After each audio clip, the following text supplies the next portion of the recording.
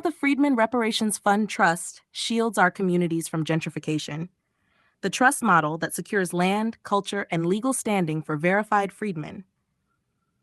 As cities across America continue to push rapid development and gentrification, freedmen communities, descendants of U.S. chattel slavery, find themselves once again fighting for land, housing, and stability.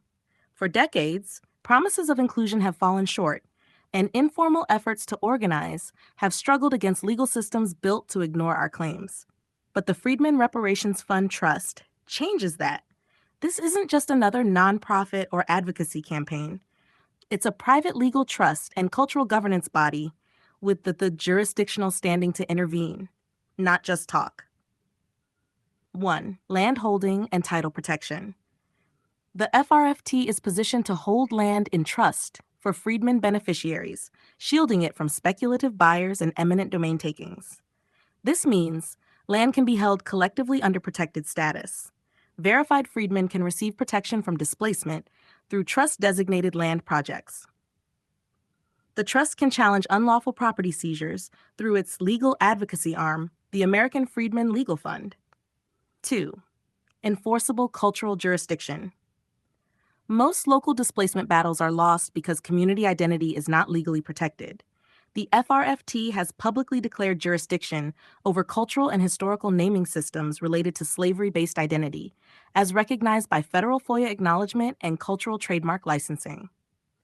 This authority allows us to block false claims of cultural representation by outside groups, file takedowns and legal challenges against misuse of freedmen identity that undermines our economic and territorial claims, assert community-based land use under our own verified status system, not external census categories. 3. No strings attached to government cycles. Unlike city-run equity offices or development boards, the trust operates outside of government appointment cycles. We aren't vulnerable to mayoral changes, budget shifts, or diluted policies designed for everyone except us. The FRFT can enter into private agreements with developers, financial institutions, or landowners on behalf of freedmen-only beneficiaries, create housing covenants and protective zones for verified freedmen, launch public challenges against gentrifying developers, including legal action for cultural erasure and displacement. 4. Trust enforcement, backed by law.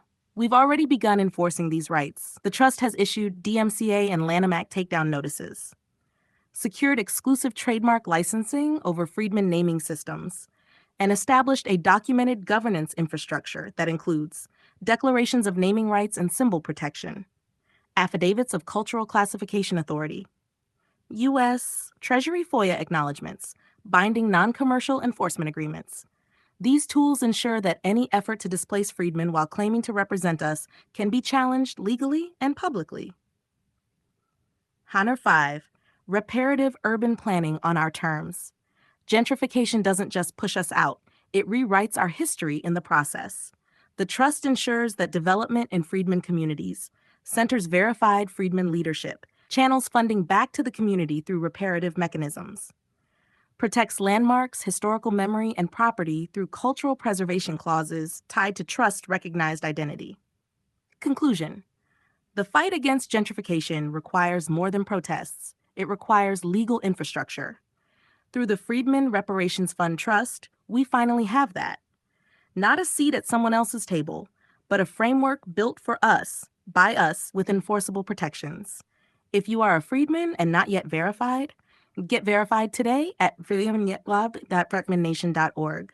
Your identity is your legal shield.